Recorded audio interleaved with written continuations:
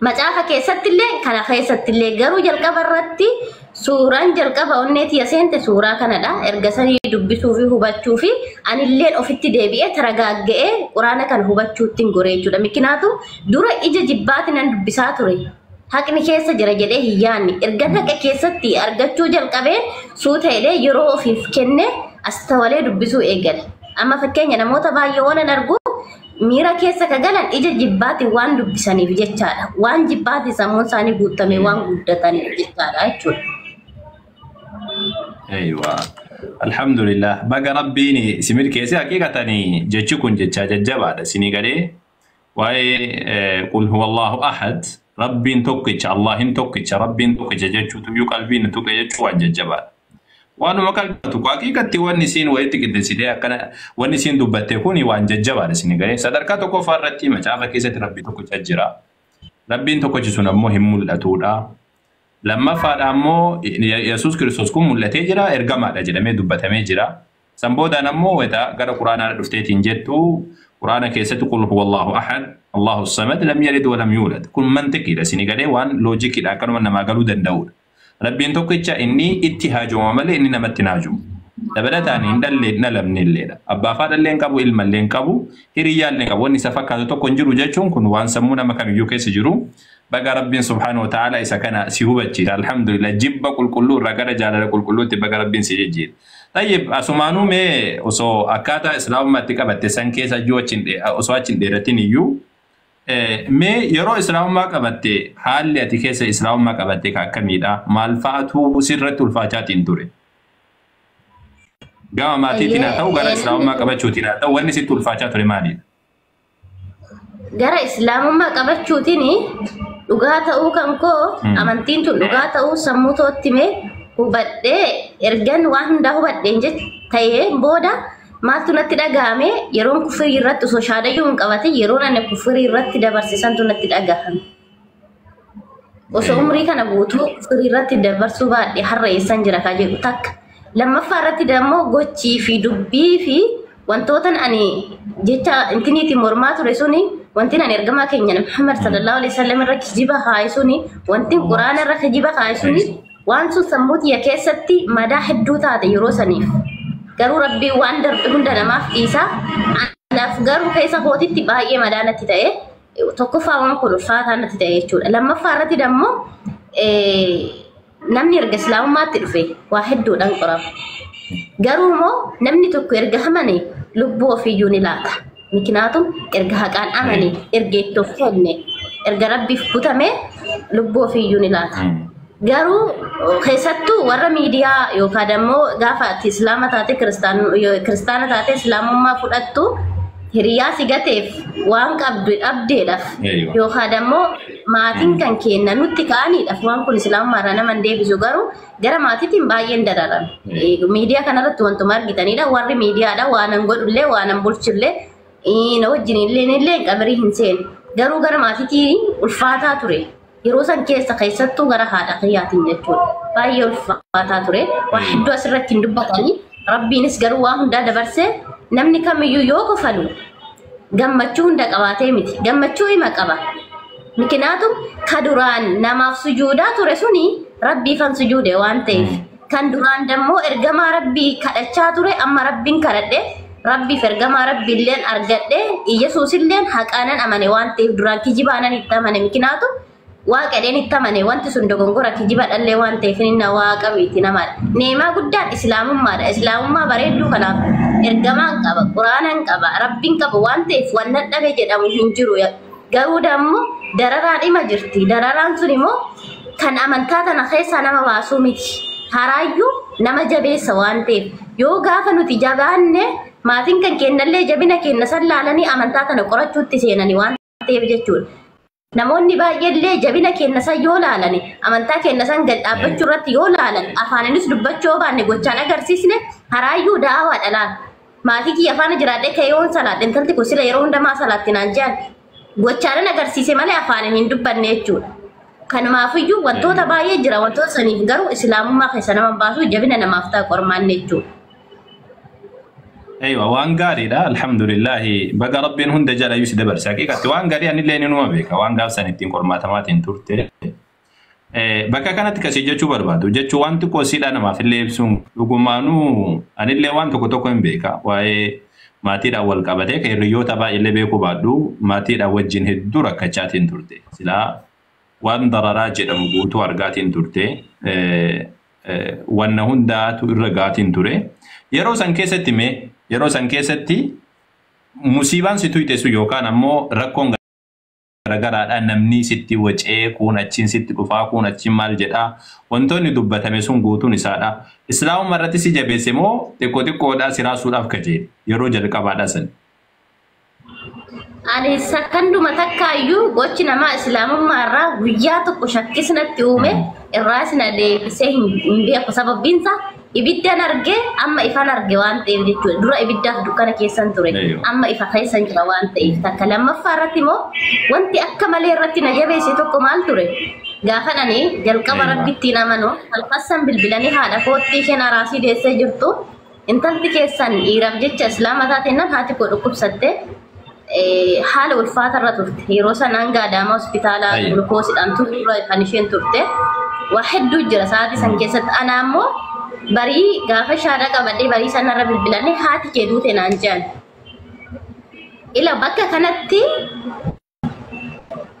maaltu ulfaataa ture osoo yeroo kan haati kee duute kan naan jedhan ta'e uffata gatee karaarra deemuun oolu garuu gaafsanii salaatuun beeku wallaahi mikinaatun barii sanadha kanan ani shaadaa qabadde masgajaa fudhadhee tanan zim jedhee masgajaarra taa'eetiniin yaa rabbi yoo dhugaan sitti amanee karaa kanarratti na qajeelchite karaan kun yoo dhugaa ta'e haadhatii yanarraan fudhatamuun jedhe. Du'aayin guyyaa sanii sun anaaf jabina taate akka salaata irrattis akka amantaa kanarrattis jabaadhu na godhe. Inna keessattuu gara haadha kooti nani baay'eedhaan kan ani qormaatan. Aywa. طيب سكن أول كبتيتي وانتو كوان ناجاب سي سجران أكا كييتي وان ناجاب سي سجرا يروتو كو نتلي امتيتين تورتي وصوهاتي كان كاكاسي تلوكوب ستوه سلا نمني وليقم من كميك يجو نامتي الحمد لله ربي نغا سلابي أغانا ساتي كانان سيغيه غافسن زمزماني إسان يالو تورتي زمزمان إسايالو تورت زمزمان أفدايتي فكرة كون يعني كون أكمل سكيسة روف جتون سلانم نكون يجولين غرين بيكتة غابا الكان نكوبيو الكان بكتان ديغويو يجولين غرين هنو يسوس إنغني جنان يسوس بكتان ديغسا جران جدًا بيكتة غابا الكان بكتان نكوبو أكتزا الكان ديغام يرو تكتاك يسوس بكتان ديغسا جران جدًا يوري فينس تكابو كوليني يسوس تو بكاسو جران نرا إسا غني جنان أما إسا واقع جتشو ديني جنان يسوس تو بكاسو جران جدًا gaafa garaan illee xiqqisi wayiidhaa nama babaasu waan hin taane nyaatanii faa gaafa garaan nama babaasu illee beektee yesuustu garaa keessaa nu akkasii sochoosuu jira nuti sagannee jirnaan jedhan beektee. Tayyib ati mee gaafsa reefuu iyyuu islaamatti dhuftee wanni haqa mana ajaa'ibsiisee sammuu kiyya keessan badii dhiisessanii isinii galee. Wallahi haqiiqatan dhufumaaf jedhaa bara. Wanni sammuu kiyya keessan badiin gaafsan dhiisessan isitti illee nimni har'uma kana dubbachuu kiyyaanii wanni sammuu kiyya keessan badiin dhiisessan yaqiina namni kan muslimaatu saati kanatti namni qorichaa fi homaa ummatti fiiga sini gade haadhatiyya zamzama yaalaa jettee nabi rabbiidha alayhi salaatu wassalaam zamzamni nama niyyatee wanna jedheef nama dhugee fi isaa fi fayyaadha waan jedhaniif jecha zamzama naa fidaa jettee akkasitti wanna jettee turte ammas ammoo fayyan jettee illee nutti himtee turte yeroo san mee isa kana maal jetta mee isa kana irratti waa dubbadhume akkamitti qalbii keessa sii dhufe dabalataan ammas ammoo زمزمان أكملتي ربي سبحانه وتعالى سيفيسه إذا كان مدبر. دوغار بتشوف جلكوا مرة نيات ولا يا ربي أكمن سلسلين جد صلاة سانغافن صلاة ننيات إمالي صلاة الرامبيك نيات من تول. أما اللي غافا سنيلة ننيات كيسا كوتي. الناس زمزم بيرا أرجعون دندين.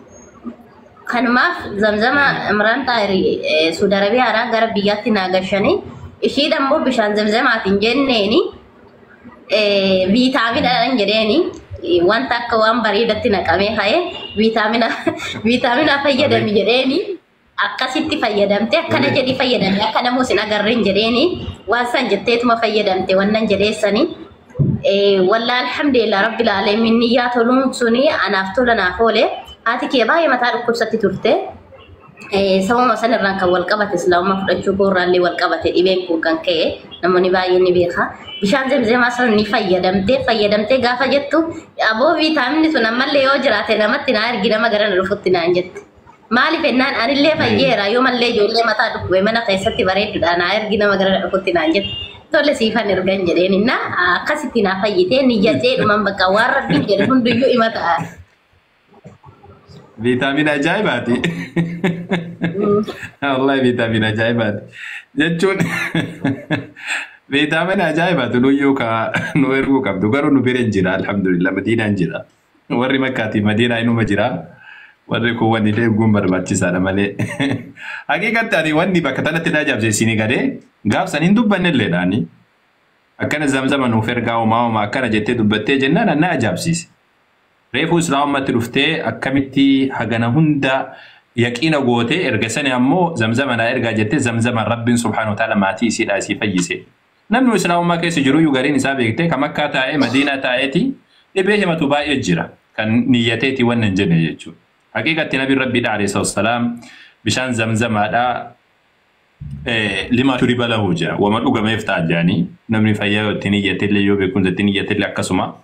أكما الحافظ الذهبي جاني نيسان نما عالم قدّا لا إسان يو قافا والنادوغان الحافظ بن حجر رحمه الله تعالى أكا الإمام الذهبي أنا قول إجريني جديد وجيجا نما قدّا تاني تنرقمان طيب إذا كان وجدود أني وان ناجاب سيسيف كاسي مي أكا تيادوت رقم قرقودّا يونا مرقوبته رقم كوني جب ربي تجتمو فكين يفهم ربين ويتسلام متأولا رفتوسي قرمات نولي نما قرماتا ور اسلام ما كيسه توري كانت akka tiyaadutti jechuudha yookaan qormaata dabarte keessa akka tibartetti rakkoo garaagaraa keessa dabarte keessa wanni ati barte qormaatamuun kun yookaan ammoo rakkoo garaagaraa arguun kuni qormaata rabbiin amantii kan keessa ilaaluudhaaf jecha akkasi godhuudha jettamoo rabbiin si jibbeeti yookaan akka ijoolleen gariin jettutu yesuustu akkas nama goggodha jetteetiin yaadda mee isa kan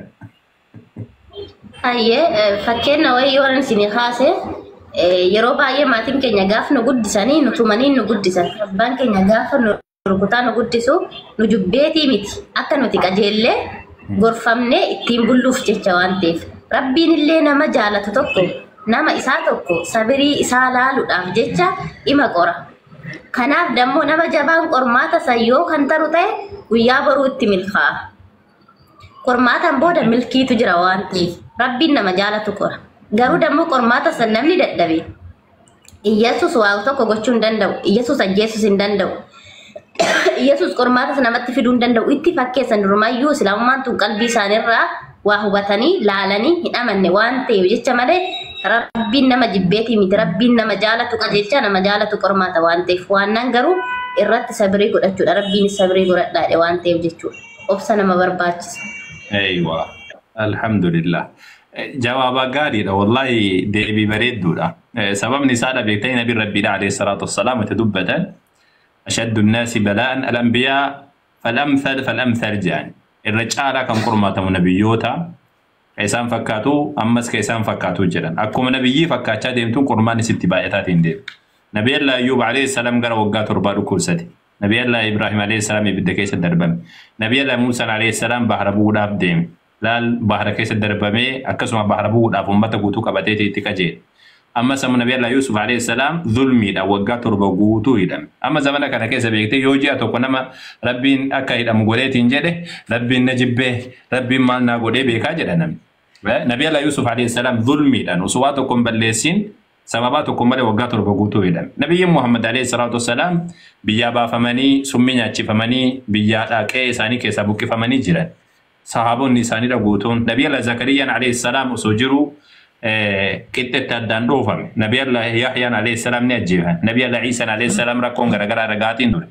Nabiyyoonni kamiyyuu kan hin qormaatamne hin jiru. Nabi Allah Nuh alayhi salaam karaa dubartii isaatiin qormaatamaatiin ture. Dubartiin isaa mana isaatiin qormaatamaa ture. Luut alayhi salaam qormaatamaa ture. Ummata isaatiin rakkisaanii turan. Nabi Allah Nuh alayhi salaam rukutaa turan. ربي جبنا من قرمات جالتنا من قرمات قرماني كرا ربي سبحانه وتعالى بقى ربي كيس قرمات سن كيس سدبر سأما سيادبر سو قرمات فودنا فوزين جنا طيب مي كان برادا غافين برا كان يكابو إسلام ما كان جيجون إسلام ما كان وصو جرو دنيا كويتين بقى ججيرة دوسين جدني فكينيا فما جرو دنيا ويراسي كنني وان جرو دنيا كيساتا تو أنغو هاتو مال هاتو تي مال هاتو تي سي يوميتي أكو موليغا راتي تادو بنويو إسلام ما كان أنغو دنيا تيني ججيرما أكدي أدوتي وان أنغو دنيا تيني ججيرمو غرين كنو جولين بيتي yoo abbaa manaadha akka tasaa ishuu jechuu fidite yeroo garii ka itti yaaddaan tu jira kun illee ka waan biraa jedhutu jira yoo jiru birrii 100 kaaffaa ka islaamummaa kana osoo galee fi jiru dhiisanii taa'antu jira gariin immoo osoo islaamummaan galee fi jiru haadhaaf abbaa kiyyatu naan lola jedhee lola qofa sodaatu jira waan jiru duniyaa irra jiru kana wajjin walitti madaala islaamummaan. Islaamummaan akkuma waliigalaatittu madaalli hin qabu. Namni takka jireenya addunyaa kanaa qarshii 100 takka 200 akaawuntii maatiitti irraa qabaateef jecha islaamummaa keessaa bahuu miti. Dhiira kaleessa jireenya keenya keessa seenee deemeef jecha islaamummaan keessaa nama bahuu miti. Islaamummaan kun osoo waan tokko dhufe lubbuu teenya tana ka dabarsinee itti laannuudha jechuudha. Fakkeenyaaf namni tokko haadha kan caalu hin jiru addunyaa kanarratti. Waan biraat irratti haadha ofiitiif sabrii qabaatan haadha abbaa ofiitiif garuu bakka islaamummaatti bu'aniif bakka quraana rabbiitti bu'aniiftu haadhuma ofiiyyuu hin dhiisani jechuudha. Namni haqa rabbiitti amane jechuudha. Mikinaatuun madaalli hin qabu. Qabeenya addunyaa kanaan irraallee ittiin jijjiiramuu hin dandeettu. Islaamummaan kan qarshiin bitamu miti. Mikinaatuun kan charchii keessatti argatan osoo hin taane islaamummaa kana karabbiin keenya ofiisaatii jaalatee filatee nuuf laatedha. Namni kamiyyuu kan irratti dhalatudha. Kanaaf islaamummaan waa tokkoon jijjiiramuu hin danda'u. Haadhaaf abbaan keenya gaafa nuti duune qabrii sanaa nu keessa faana keessan seenan badii teenya san irraa haadhaaf abbaan keenya irraa hin gaafataman. Lubbuu teenya takkittii tana bichaadha jechuudha. Yoo gaarii hojjennee rabbittiin amanne jannataadha. Yoo tiin lakkii maatiidhaaf jecha islaamummaa keessaa baane isaanuma faana ibidda faana gubatanii jechuudha. Yoo hin qajeelle ta'e. Kanaaf islaamummaan waan ittiin madaalan hin qabu. Namnis guyyaa baruu badii tan teennarraa irraa hin gaafatamu. Gaafa nuti boolloo keessa seenni namuu nu faana seen hunduu nu gateetu adeema mana ofiitti deebi'a. Nuti yoo badii keenyarraa irraa gaafatamna. Gaafa sa'i yoo nuti dhugaan rabbittiin amanne rabbiin kan fi filate jannata nuuf laata jechuudha. Yoo garuu maatii keenya jechaa fi qarshiidhaaf yookaan dhiiraaf jecha nuti kan duubatti deebinu taane yookaan ilmoon teenya kiristaana yookaan abbaan manaa keenya kiristaana ta'e yoo duubatti deebinu taane boruu biddumatti seennaa jechuudha. Kanaaf islaamummaa warri kanaanillee deebi'aa jirtan keessattuu islaamummaatti dhuftanii kaatanii nikaa godhatanii abbaa manaa keessan faana jiraattanii yoo inni amala isinitti jijjiirame isin kan amantan dhiira san osoo hin taane kan amantan rabbii tokkichaadha jechuudha. Nama kaleessa jireenya keenyatti seene osoo hin taane rabbii jalqabarraa nu uume kan nu jiraachisaa jiruuf kan boru nu jiraachisutti amanneerra waan ta'eef malee dhiiratti miti jechuudha. Kanumaafuu warroonni akkasiitillee yoo jiraattanii of yaadadhaa nafsiyaatiin keessanii.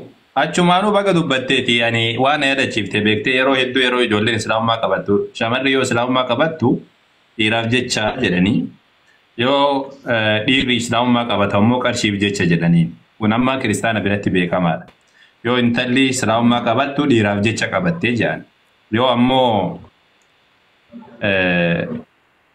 hayyee ifa haqaadha hin seentan inshaallah shahaada jira jedhanii boodarra inshaallah ni seentan. Yoo intalli shahadaa qabattu dhiiraaf jecha jedhaniin yoo dhiirri shahadaa qabatu ammoo wannaadhaaf jecha jedhanii eenyu kana qarshiidhaaf jecha jedhaniin. Sila wayita akkana jedhan kana dhiirri kiristaanummaa keessa hin jiruusa moo intalatu baay'atee dhiirarra caaleetiin intalli lafattaaf kiristaanummaa keessa. Bakka kanatti namni tokko gaafa islaama ta'u yaa ustaaza dhiiraaf jecha miti kan islaama ta'u fakkeenyaan yoo nam furadhe gaafan islaamummaa furadhu hiriyaa dubartii kan islaamaan qabu hatta dhiira miti jechuudha. Mikinaatuun jibban islaamaa qabuuf jecha namni islaamaa kun na jibba waan ta'eef jecha homtuu na bira hin jiru. Dumbulloota akkas kan naalaa ta'e hin jiru. Haaraa kana nan itti dhabeechuu jaala waan ta'eef jechuudha.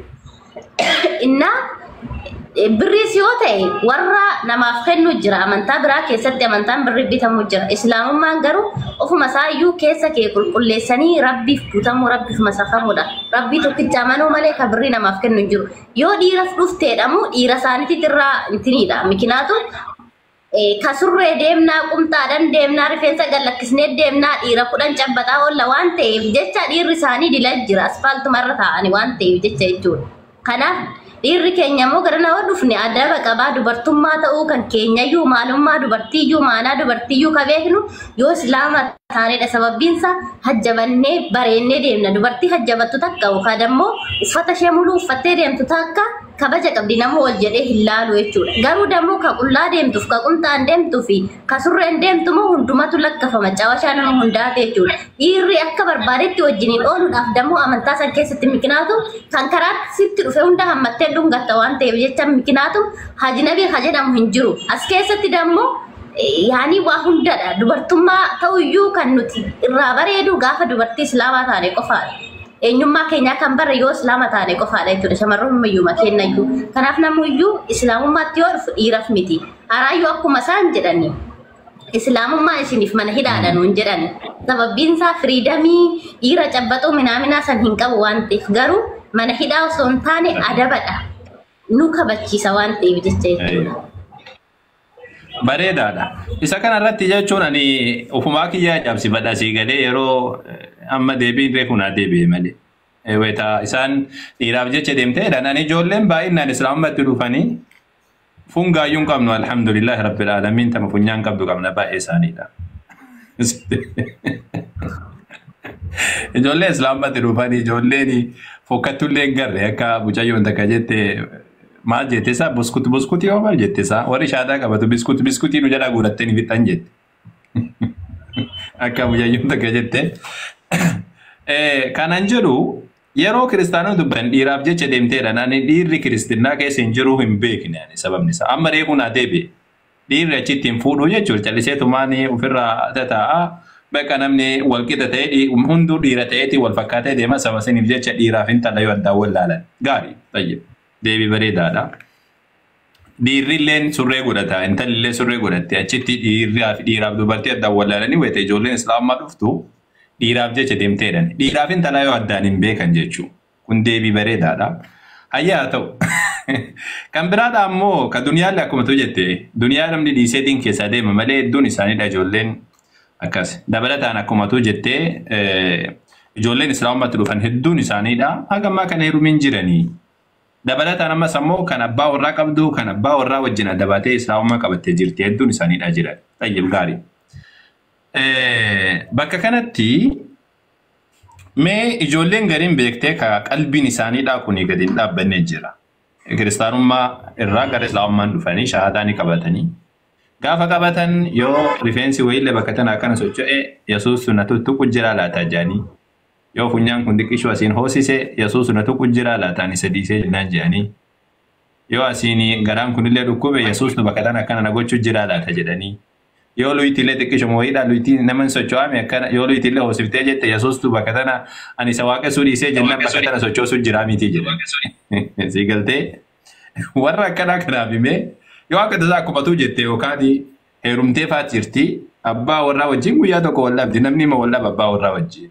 Yeroo wallabuu miti walxalaa kunuu jira abbaa warraa wajjin walgatuun jira kun waan jiru duniyaan. Gaafa wallabaniitiin jedhanii Yesuusii waan ganeef akkana na godhee jedhan yoo fuulli daalachate akka tasaa Yesuusii waan ganeef akkana fuulli na daalachuu jira. Yoo akka tasaa mataan bu'aafate Yesuustu akkana gochuu jira warra jedhu kanaaf. Mee maal dhaamtaaf? Waan qorra kanaaf maal dhaamtaaf mi? Dhaamsa kan kee.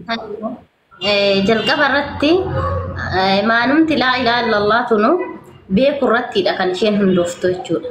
Amantaa Islaamaa kana jalqabuma irrattu osoo hin beekne yoo itti dhufani nama rakkisa. Sababbiinsaa keessa isaanii shakkiitu jira. Yoo rafanillee abjuu wayii yoo argani Yesuustu natti dhufedha waan ta'eef keessa isaanii waan shakkiin jiruuf jecha waan qalbii isaaniitiin hin amanneef jecha gidduu reeran islaamummaatti hin seenne kufrii keessaa isin baan gidduu keessa jiran jechuudha. Kara itti kufan wayii barbaadan xarafa sanirra dhaabbatanii isaan. Miknaatum osoo islaamummaatti seenanii salaata isaanii salaatanii ibaadaa ofii godhatanii rabbii ofii gabbaranii Yesuus ergamummaa isaatiin dhuguma dubbisanii itti amananii jennaanii shakkiin takkaayyuu isaan keessa hin jiru.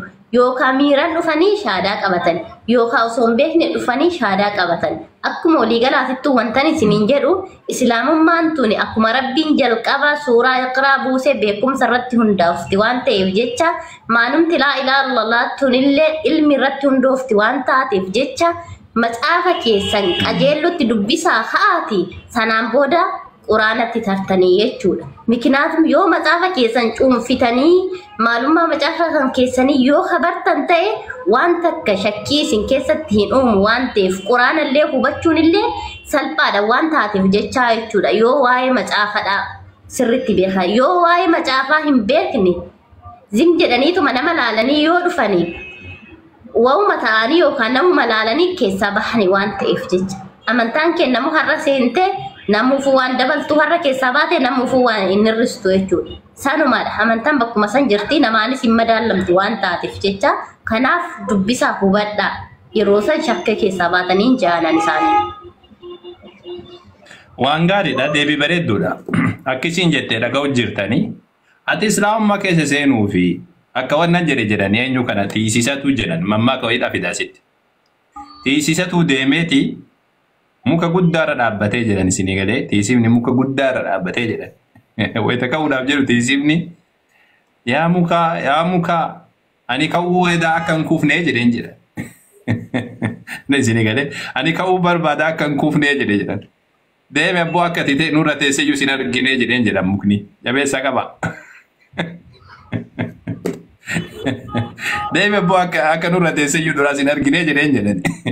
Akkasaniiti islaamummaa kana wama wanni irraa miidhu hin jiru waan guddaadha waan ta'eef jecha teessee baattee seentee baate kuni namni muslimaadha tokko kolleen kan waan kana xiinxalluyyuu hin jiru. Ati seentee baatee namni waan kana dubbatuyyuu hin jiru calliseettumaan hojii ofii oofachuu jira. Akkuma isiin jettee sumayyaan jettee islaamummaan osoo nabiyyoota rabbiin subhaanahu wa ta'ala nabiyyoota 18 dubbatee osoo nabiyyoonni kun guutuun isaaniituyyuu kafaranii ummata biraadhaa kan itti kafarreetti hojjetetti uummanna jedha rabbiin subhaanahu wa ta'ala. Isinii galaa miti isaa dhugaa jedha. Osoo nabiyyoota gurguddaa kana dubbatee nabiyyi Iisaa illee keessa jiru osoo jarri kun itti kafartee ummata biraadhaatti wakkallaa jedha. Rabbiin subhaanahu wa ta'ala eenyurraayyuu hajaan qabu nabiyyoota gurguddaa warra rabbitti yaamu sanirraayyuu hajaan qabu. Kanaaf islaamummaan nama irratti hin ijaaramne ati ofii kan keetiif jiraatta ofii kan keetiif islaamummaa yoo dhiifte baddaa jechuudha. Islaamummaan waan hajaa sirraa qabu hin qabu. Abbaa nama tokko irratti ijaaramee hin jiru. Isa kana deebii bareedaadha ta'e. Mee ijoollee islaamummaatti seenuudhaaf deeman hedduu jira sii galtee warra gariin isaaniidhaa kanii haadhaaf abbaa sodaadhee jedhee taa'u jira. Haadhaaf abbaan maal naan jedhee taa'u jira. Gariin isaanii ammoo ka abbaa warraadhaa kan akkam godha jedhee bira taa'u jira. Gariin ammoo ka qarshii maal godha jedhee bira taa'u jira. Gariin ammoo mee islaamummaa kana qabadhuu hin qabadhu jedhaa halkan guutuu bulutu jira. Waan akkanaa kana ilaalaa. Egaa islaamummaa ifa galtee fi ijoollee akkasitti islaamummaa qabachuudhaaf sila qalbiin isaanii isaan taatu. Garuu ammoo kan murteessuu hin dandeenye. Wanni ati dhaamtuuf maalidha? Ijoollee akkanaa akkamitti murteeffachuu danda'an? Akkamitti mee cinqaa kana guutuu keessaa osoo haadhaaf abbaan isaan lolu akkamitti islaamummaa qabachuu danda'an? Hayyee bakka kanatti anis nin beeka ijoollee kenna ijoollee hedduudha maatii sodaa yookaan abbaa manaa sodaa islaamummaa osoo fudhan mee maal nuuf dhaamtanaan jedhanii keessanis naan dubbatan ijoollee hedduu jira. Garuu ani wanni jedhuuni namni tokko islaamummaa miti haqa tokko yoo arge haqa sana irratti du'a. Miknaatum haqa sana namni tokko osoo haqa qabaatee haqa nama sanii dabsee yoo hijiba irra kaaye gaarummaan qabu. Amantaan kunis erga haqa ta'uu beekanii islaamummaa tana fudhatanii waan dhufe hundaayyuu tagaafatuutu barbaachisaa jechuudha. Wanni hin dabarre hin jiru. Yoo nuti wanta guddaa akka gaaraatti ilaallu kana rabbiin salphaa godhee nu dabarsa waan ta'eef jecha yoo nuti haqaan qabanne kanumaafiyyuu obboloota kiyya warroonni islaamummaan haqa ta'uu bartaniitoo garuu maatii sodaattanii amantaan kana keessatti yoo rabbitti amantee rabbiif masakamtee waan rabbiin siin jedhe goote wallahi wanti ati dhabde hin jirtu waan hundaa argatte waan hundaayyuu qabeenya yoo itti dhabde haadhaaf abbaan keellee yeroo fi yoo sirraa fagaate islaamummaan ati qabatte sunuyyuu siif qabeenya caaludha jechuudha. Qabeenya nuti duniyaa kanarratti gannee biraani kunna مكناتهم كبيني هرّا وسو مكينة من واحد دو كبانة الدنيا تنرتي لبون تين يفول ربي خدم تتاتي يو إسلامهم ما هن كباني والله فايدة هن كبو نمني تقوغرو هيسة تأي نما كرارة تأي جامات أرغو تأي إسلامهم ما يو كباتي هيسة توني جنتان أرغت أبا كبيني تاتي الدنيا تنرت أكفيتي تاتي ماتي كان كيسو داتي وكا كرشي كبدو ماتي أركا كرشي سان كرشي نسفين نسيتو كرشي في ديبر إيرا كليسة هيروم تلي بر ربي تؤمي بر كناف ربين كنيسة جابو سيلاتو دندا نما إسلاما نمنكو gara sunnah ergama Rabbi sallallahu alaihi wasallam iti rabbitti amaneetu gara saliin bultii godhate bultiin saallee ka duniyaa fi akhiraati yoo dhugaan itti amantee qabatte rabbitti dhiirrillee yoo rabbi si lafsee namni sun siif amane si jecha osoo hin taane yoo rabbitti dhugaa rabbitti amaneen ta'e jechuudha yoo si jecha amane gaafa ati dammoo duute deebi'ee kafara faayidaan qabu miknaatum sitti amane malee rabbitti miti waan ta'eef jechuudha kanumaafuu yoo dandeettanii qalbii ta'an keessa islaamummaan jiraanan islaamummaa qabadha lammata moosi wannan jedhu keessatti ijoollee teenne islaamummaatti dhufan yeroo baay'ee namoonni hedduun islaamummaatti ni dhufan garuu oolmaa teenna bareeffachuu qabna jechuudha namni tokko yoo ka'ee kaafira saayiba godhate namni saayiba siif ta'uu danda'u yoo islaama ta'e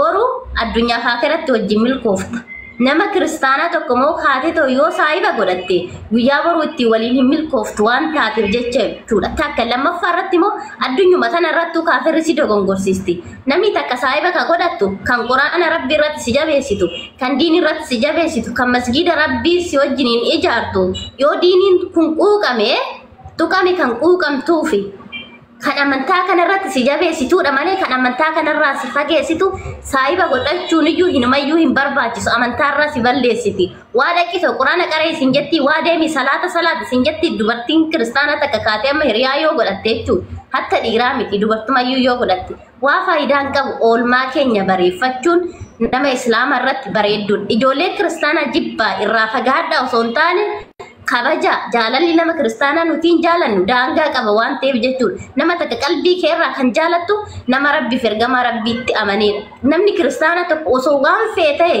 osoo hanga fee si jaalate hanga ati kufrii sanitti deebitutti qalbii isaarraa sin jaalatu ni kijaba waan ta'eef garuu kufriitti si deebisuudhaaf bu'aa ce'ii baay'ee godha waan irra gaheen beeka waan ta'eef jechuudha garuu nama akkasiitii miti yoo ejjennoo kee fi dhaabbata kee fi oolmaa kee tolfatte garuu barnoota kanarrattis ni jabaattaa beekumsa yoo godhatte namoota hedduu fakkeenya taate namoota hedduullee barsiisuu dandeessa jazaan keellee jannata ta'a waan ta'eef saahiba kan keessan sirreeffadhaadha oolmaa keessan sirreeffadhaadha sin jechuu barbaada. Barakat. طيب قرا تمر هذا إن شاء الله ديمات ديمنا يا ربي جل ما كافي تقوم ما كافي ججب سر روزا كافي ججبني مالي لجناني إيه كإسلام ما تروح تمي جيرم نترجت مال فاد فكينيا كريستيانو نيرو دبتني اسم مسلمتوني شيطان فاق أبدني أفورها ما كبدن جان إيه كإسلام ما تروح تأفور يا مان فسر كوبتي أفورها ما كنفا سيدنا سيسي فا بيكا يوكاني سيسير بسيسي فا أفورها ما كبدن جان أفورها ما تسير في ساسين كاسا جاني Afur yaman kuni ka jarri jiran kun si sirbisiisee yookaan waa wayii si goggodhee akkas beekaa takka. Lammaffaa yeroo gari beektee kiristaanonni yeroo dubbatan isin muslimtoonni waa tolfamaa waaqessitan jedha dhakaa muka fa'aa waaqessitan jedhan. Akka islaamummaatti dhufte namni dhakaa muka waaqesse jedhee fasiyaame sitti himee si barsiisee yookaan ammoo rabbii mul'atu wahiidhaa dhakaa wahiidhaa haa ta'uutii muka wahiidhaa haa ta'u waaqessi kasiin jedheetiin. Namni si gorse fa'aa islaamummaa ta'e garuu ta'een booda mee islaamummaa kiristaanummaa irraa sila jijjiirama xiqqoo sila ni qaba. Wanni ati argite maalidhame? Waan amma kiristaanonni dhansanii argitee jirta moo kiristaanonni akkanumaan haasawan jettee amanta? Okay, kiristaanonni akkuma waliigalaatittu akkanumaan haasa'an. Sababbiin isaallee namni tokko islaamummaatti erga dhufe anama fakkeenya ergan islaama ta'e jijjiirama hedduun argadha. Sababbiin isaa raahaa qalbii kiyyaan argadha. Abdii boruu tan argadhe abdiin boruu kiyya yoon khairii dalagadhe jannatadha waan ta'eef jechuudha. Islaamummaa keessatti rabbii tokko qofaadha kanatti kadhattus kanatti amantus ergamtootas ergamummaa isaatti amanta nuti ergamtootatti yoo amannu kadhachuufi miti rabbiitu erge jennee amanna waan ta'eef jechuudha. Ergamoota hundaayyuu Yesuus irraa eegalee kabaja guddaa qabna garuu isagannuuf mukaafillee insagan islaama keessatti wanti sagadamuuf waan tokko iyyuu hin jiru qalbii takkaa yaa rabbi jettee kadhatta yaa gorgisi akkana naa godhi yaa maarame akkana naa godhi yaa maali akkana naa godhi sun islaamummaa keessa hin jiru mukas dammoo san keessatti kan nuti waaqessaa turre addaan si kutaa jidduudhaani addaan si kutaa jidduudhaan rabbiin suni makkaa jira jedhanii makkaa jira isaa rabbiin suni hin mul'ata waan dhakaawiti makkaa jira jedhan lakki rabbiin waa kamittiyuu hin fakkeeffamu nuti makkaa kan deemnu arkaan islaamaa shanaan guuttachuuf deemnaa jechuudha malee rabbiin achi hin jiru kaabattillee ka garagaru ummanni musliima hunduyyuu qiblaa keenyadha waan ta'eef jechaadha rabbiin illee kaaba san akka zayyaru nu godhedha waan ta'eef jecha malee achi dhaqneetoo rabbii keenya ijaan arguuf yookaan ammoo rabbiin fakkii qabaatee fi miti jechuudha rabbiin nama faana hin jiraatu rabbiin hin nyaatu rabbiin hin dhugu rabbiin fakkii hin qabu waa'een hin fakkeeffamu kanumaafiyyuu rabbiin keenya makkaas hin jiru kuni dogongora warri kiristaanadha itti fudhatudha jechuudha nuti islaama keessatti rabbiif masakamu rabbii tokkichaa butamu waan biraa gabbaruu dhiisu namni tokko yoo jidduu ofii fi jidduu rabbii waa tokko godhateeyyuu kadhate namni sun wantoota islaamummaa keessaa isa baasu godhatee raawwatee jechuudha miknaatum jidduu rabbii fi jidduu kan keenya sulluma biraan godhan yoo hadamo yaa ergama dhaqi rabbitti nu himan jennuun nuti ergamaan kadhannu akka amantaa biraa keessatti ni fakkeenna yoo fudhanne ergamtoota ni kadhatamu ergamtoonni akkamitti kadhatamas ni fakkaate yaa maarami ati yesuus walitti nu araarsidhanidha kan kadhatamu ni beekna batalay ortodoksii keessatti jechuudha wanti sun garuu islaamummaa keessatti hin jiru ergamtoota akka ergamtoota tamannaa kitaabota rabbii rabbirraa bu'uutti tamannaa rabbiin tokkicha haqaan gabbaramaa ta'uu isaatti itti amanne salaannaaf sagannaaf kadhanna malee waan biraa hin jiru jechuudha. Alhamdulillah. Waan sheexanaati wal qabatee muslimtoonni isin digimtii hojjettan fa'a nun jedhan. Garagalchii wandaatu jedhanii qacceetu bakka sangaayyee jedhanii garagalchii beeytanii qaccee silaa bakka qacceen iyyitu sangaan bakka silaa sangaan iyyuu sangatu reebamaa mitire ufumaa rukuttee fe'ee ufumaa boosii jedhanii qacceen. Asana dhoftee kaatee bar ufumaa iyyiti beektanii ufumaa dhoftee ufumaa rukutte ramatni bidaa'ihaa wan sallati jaani musliimoonni silamee ati digimtii dalagaa turte weta islaamummaatti dhufte digimtii hojjettee jirta akka isaan jaan digimtii hojjetafaa jedha muslimni ati digimtii faa hojjettee yookaan immoo hojjechiifatte. Lakki ustaaza amantii islaamaa keessattuu rabbii wanti harka irra caalaa itti nu ajaje توحيدا توكيتشما ربي وانتي هركي الرجالة جبما تي ربي نران أورجي شركي دا نتيمو ربي توا شرك نمني ربي تين شرك وخا شركي قدو إسلام ما خيسا يوباي ربي وامبرانا من نيسا قروا شركي ني ألفاتي أنغا ربي تدي بتوتي يتول نمني شركي إسلام ما كيستي دلقي إسلام هنجدمو أن يرغن نفه راها نرغدي تري يروبايه digimti godhatte akkas bareedde digimti godhatte fundatte digimti godhatte akkatti ta'aa hedduu jedhama saa nin beeka garuu wanti sun islaamummaa keessa jiru qalbii yoo rabbitti amante raahaa argatta waan ta'eef jecha yoo raahaa argatte jiruun teellee ni milkoofti mikinaatu manni kee mana quraanaa ta'a waan ta'eef jechuudha cinqee ofirraa dhiista waan ta'eef jechuudha in milkoofta malee wanti digimti jedhamu hin jiru islaamummaa keessatti waan rabbiin akka malee jibbee irraan orgedha waan ta'eef wanti irratti nu jabeessi toohida tokkichummaa rabbii akka jabeeffannuuf waan ta'eef. Alhamdulillah. Wallahi dhugaa kan keeti islaamummaa keessatti digimtii dalaguun akkuma ijoolleedhaaf ifuu fi islaamummaa keessatti rabbitti waa makutti aanee kan jiru digimtii dalaguudha. Nabi Rabbiidha alayhi salaam waa torba nama balleessitu eeggadha jedhanii san keessa rabbitti waa makuudha lammaffaa digimtii hojjechuudha jedhan. digimti namni hojjetu islaamummaa keessaa baa suuraa lammaffaa irratti rabbiin subhaanahu wa ta'ala وما كفر سليمان ولكن الشياطين كفروا يعلمون الناس السحر سليمان عليه السلام digimti jechuun falfala kan jedhamu yookaan ammoo sihrii jedhamu san nabi Allah Suleymaan kafarre shayaxiina warra digimti dalagan santu digimti nama basinsantu kafaree jedha islaamummaa keessatti digimti dalaguun nama kafarsiisa digimti dalaguun nama kafarsiisa islaamummaa keessatti digimti hojjechuun hin jiru jechuudha dabalataan amma sabuu makana wal qabatee mee akka ijoolleen afiifa ta'uudhaaf jecha isaan beektee yeroo obboleewwan jinnii faajaanii beektee obboleewwan jinnii faajaanii isin jinnii wajjin haasoftanii jiran jinnii haasofsiiftee beektaati. Hayyee rabbiin quraana keessatti akkuma dubbate suuraa gaarii haranatti fakkaata.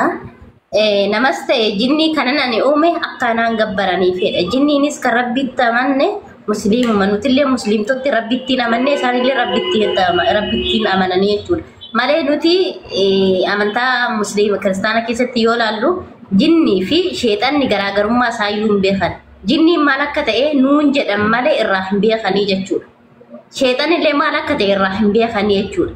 Jinniif sheexana walumatti hin qabanidha kan isaan walitti gashallatanii dhufanii bahanii nu morman malee akka macaafatti yoo fudhanne jinniin maal akka ta'e hin beekanii sheexanni maal akka ta'e hin beekanii jechuudha. Garuu dammoo nus ta'e jinnis ta'e kan rabbiin nu uume akka ibaadaa kun akka rabbiin keenya gabbarruufidha.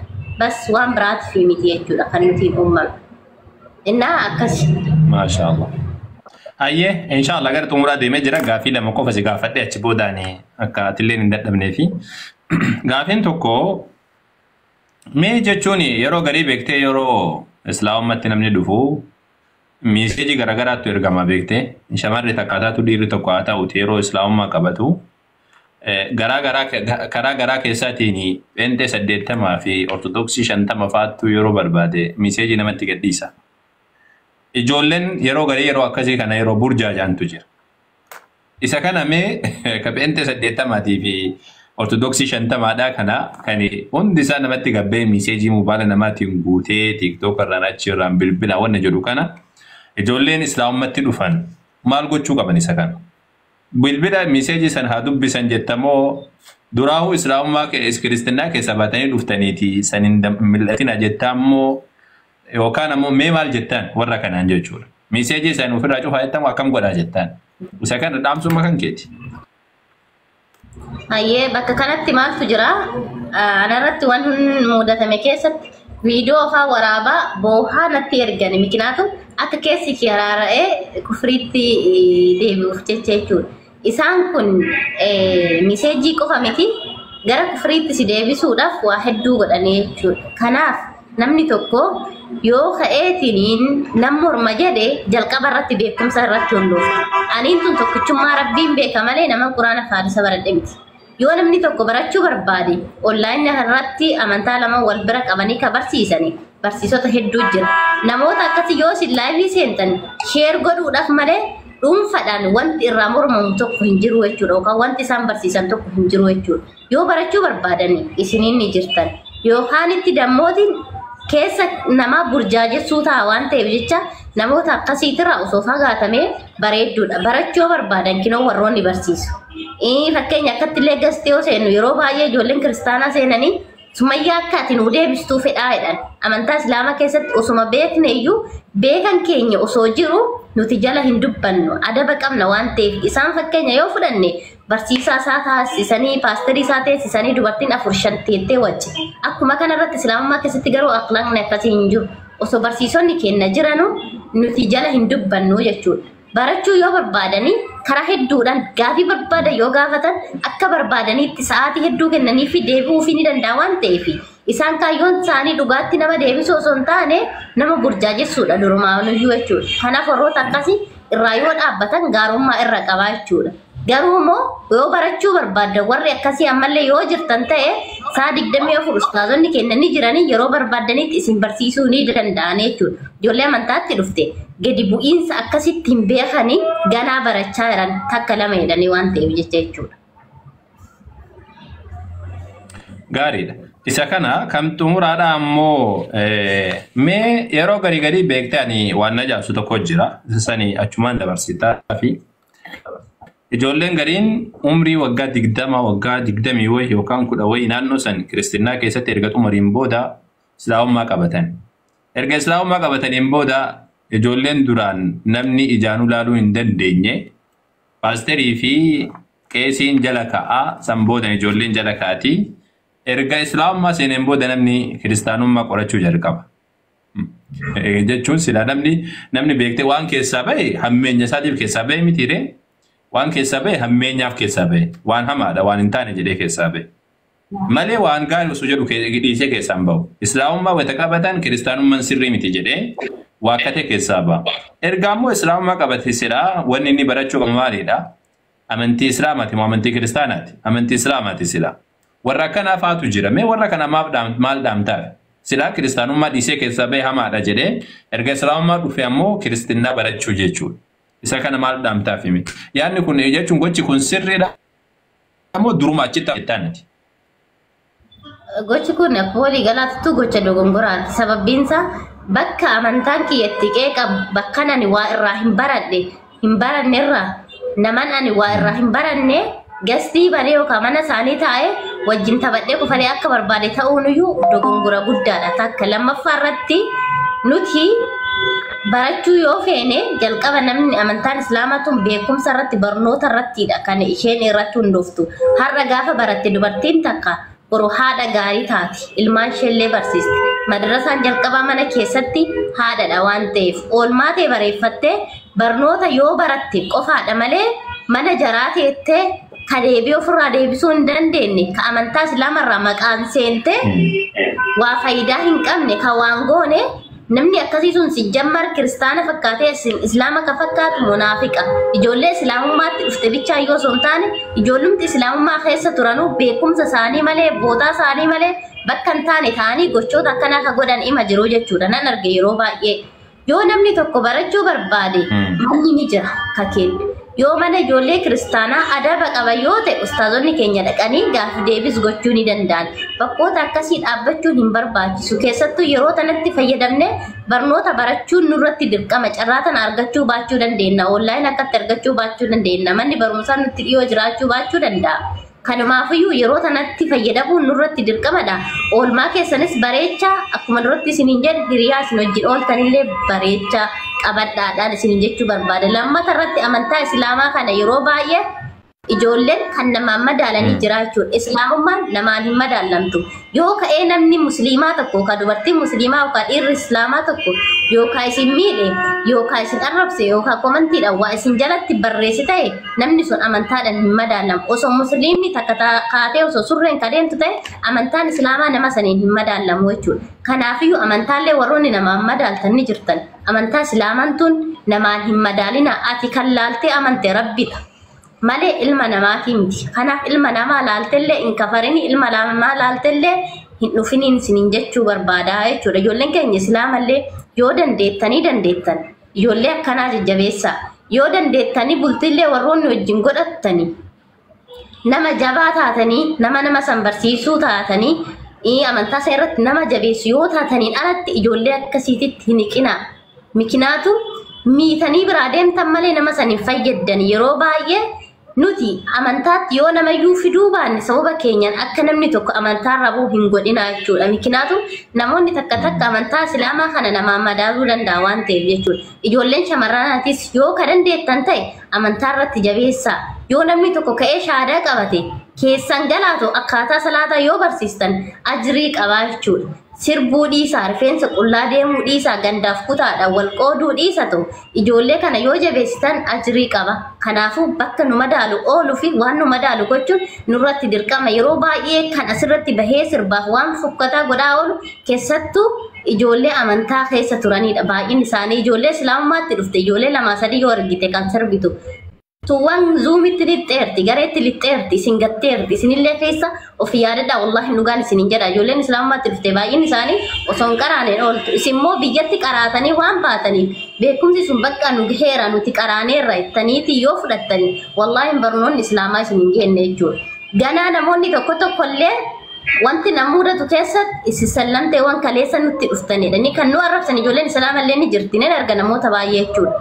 Garuu moo yoo akkas jettanii saabonni ergamaa Rabbiin Muhammad sallallahu alaihi wasallam baay'een isaanii warroota guyyaa keessa islaamummaatti dhufanidha jechuudha. Rabbiin dammoo nama kufrii keessatti guddateef badii sakaleessa Rabbiin niise takka hidhee kanarraa jammarudha. Kanaaf amantaa islaamaa amantaa Rabbiin namaaf kenne malee amantaa namni namaaf kenne miti. Amantaa akka qabeenya keessaniitti illee warroonni ilaaltan yoo jiraattan ta'e yaadni kun yaada dogongoraati isiniyyuu ganaa waa hedduuti isin hafa jechuudha. Kanumaaf amantaa islaamaa kanarratti jabaadhaa ijoollee akkanaatillee jajjabeessaa isiniin jechuu barbaada akka waliigalaatitti. Gaariidha. Dubbii bareedduudha. Wallahi dubbii dhama qabdu. Isa xumuraa kanarratti koomentii wayiidhaa kenna yaada kiyya kenna.